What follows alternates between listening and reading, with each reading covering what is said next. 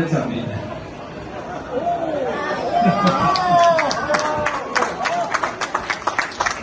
So, es geht los.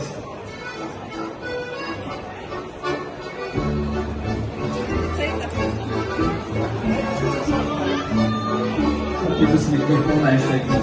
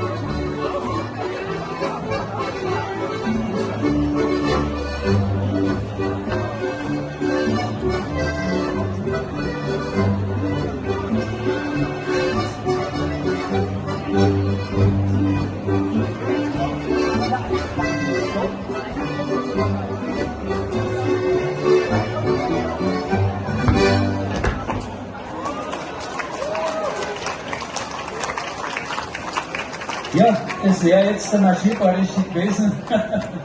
Ja, natürlich muss man auch ein bisschen mittanzen. Ja, Zita, schön ist es gewesen jetzt, mit dir miteinander so offenes Tanzen zu machen, weil der ganze Platz dann da tanzt. Das ist natürlich ganz was Schönes. Jetzt kommt dann die Horgastmusik. Ich glaube, ein Tanz geht hinaus und die Horgastmusik riecht sie inzwischen. Und dann, das war die Horgastmusik und dann haben wir eine Überraschung, gell? Ja, wir dürfen euch heute mit dem Faxi-Tanz ganz knapp vor 7 Uhr eigentlich den Schluss machen. Das heißt, jeder ist herzlich willkommen, kann herkommen. Das ist ein spezieller Tanz, ist ein Tiroler Faxi-Tanz, der eben doch schon ein bisschen Tradition hat, als er da aufgeführt wird.